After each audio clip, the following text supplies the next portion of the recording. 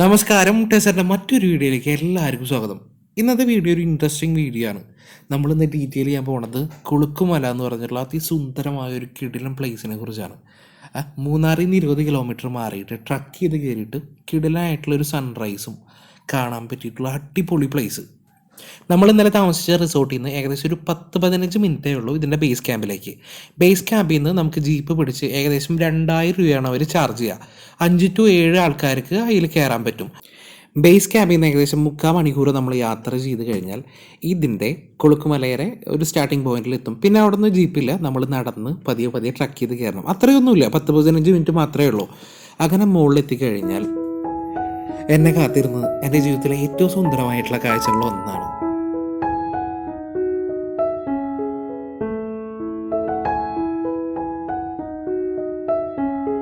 ഇതുപോലുള്ളൊരു moments ഒന്നും ജീവിതത്തിൽ അങ്ങനെ എപ്പോഴും കിട്ടിയെന്ന് വരില്ല.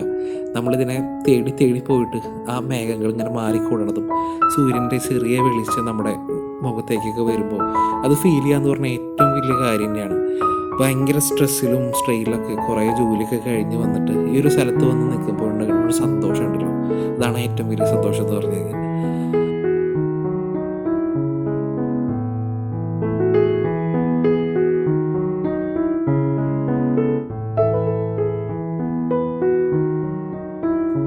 സൂര്യൻ്റെ ആ വെളിച്ചം മേഘങ്ങൾക്കിടയിലൂടെ ആ ചെടികളൊക്കെ തലോടുമ്പോഴുണ്ടല്ലോ ഭയങ്കര ഫീലാണ്, ഒന്നും പറയാനില്ല.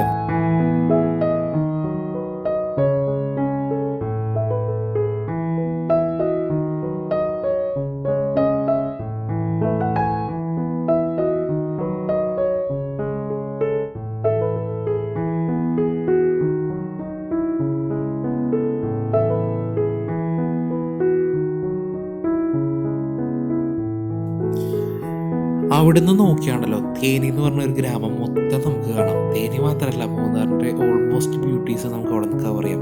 നമ്മൾ മാത്രമല്ല ആയിരുന്നേ, കുറേ ടൂറിസ്റ്റുകൾ, കുറേ ഫാമിലീസ്, ചെറിയ ചെറിയ കുട്ടികളടക്കം വന്നിട്ട് സുഖമായിട്ട് അവിടെ നിന്നിട്ട് വ്യൂ കാണാൻ പറ്റുന്നുള്ളതാണ് ഈ കൊളുക്കുമലയിലെ ഏറ്റവും വലിയ അട്രാക്ഷൻ എന്ന് പറഞ്ഞു കഴിഞ്ഞാൽ.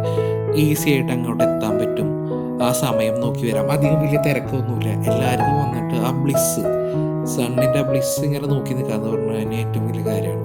എപ്പോഴെങ്കിലൊക്കെ ഒരു കൊല്ലത്തിൽ 1-2 പ്രാവശ്യം വന്നിട്ട് ഇതൊന്ന് കാണാന്നുള്ളത് എന്നെ സംബന്ധിച്ചിടത്തോളം ഇപ്പോൾ ഒരു എല്ലാ കൊല്ലത്തെ ഒരു ഗോള് പോലെ സെറ്റ് ചെയ്യാമെന്ന് വിചാരിച്ചിരിക്കുന്നത്. അത്രയും സൂപ്പറാണ്.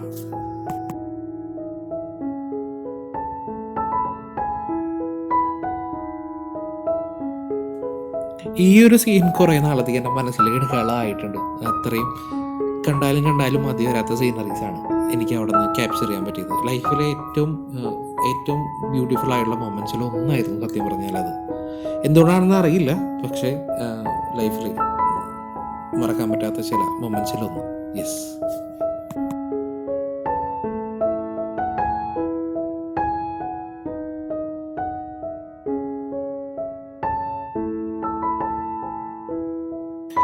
ആൻഡ് ഫൈനലി കാഴ്ചകളൊക്കെ കണ്ടതിന് ശേഷം നിർത്തിയിട്ട് ജീപ്പിൻ്റെ അടുത്തേക്ക് ഞങ്ങൾ വന്നു. ഏകദേശം ഒരു 7 മണി സമയത്താണ് പിന്നെ അവിടെ നിന്ന് തിരിച്ചു പോവുക.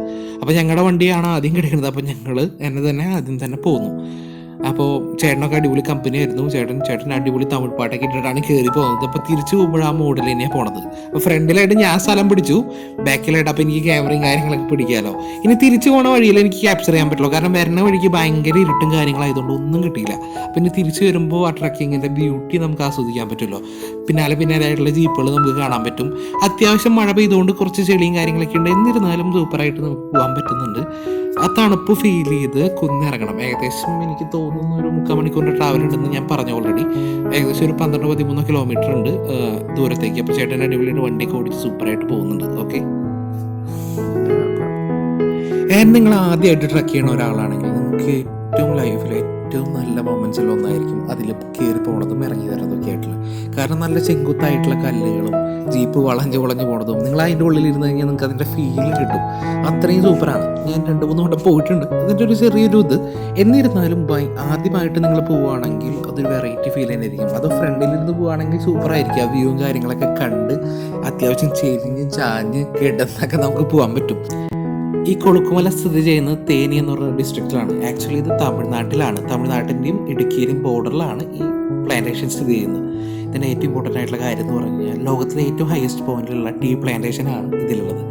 ഏകദേശം സമുദ്രനിരപ്പിൽ നിന്ന് 7000 അടി ഫീറ്റിൽ മുകളിലാണ് ഈ പ്ലാന്റേഷൻ നിൽക്കുന്നത്. സോ നിങ്ങൾക്ക് അതിൻ്റെ ബ്യൂട്ടിയും കാര്യങ്ങളൊക്കെ എൻജോയ് ചെയ്യാൻ പറ്റും.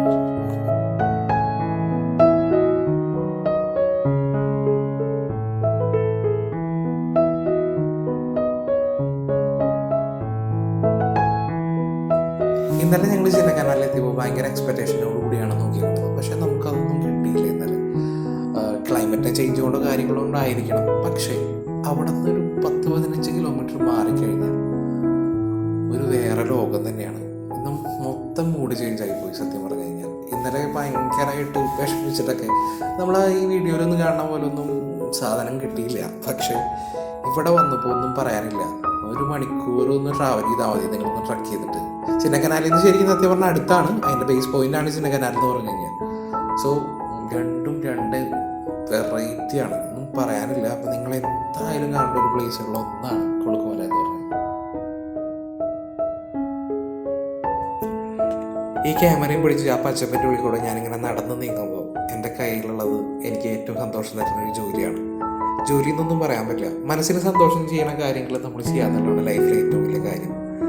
നമ്മളതിനെ തേടി പോകുമ്പോൾ സത്യം പറഞ്ഞാൽ ക്യാമറ കൊണ്ട് ഒപ്പിയെടുക്കുമ്പോഴാണ് നമ്മൾ ആ പ്രകൃതിയെ നന്നായിട്ട് നോക്കണതും അതിൻ്റെ സൗന്ദര്യം ആസ്വദിക്കണതും.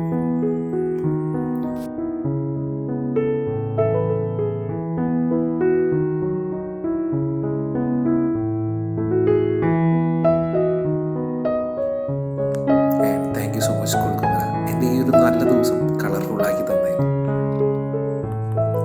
ഇതുപോലെയുള്ള നല്ല ദിവസങ്ങൾ